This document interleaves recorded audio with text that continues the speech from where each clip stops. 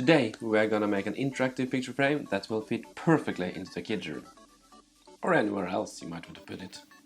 To do this, we are gonna make 4 figures, we are gonna design the frame, and lastly we are gonna make the figures stick to the frame so that they can be moved around and played with. And if you like the video, please like and subscribe, that would mean the world to a new YouTuber.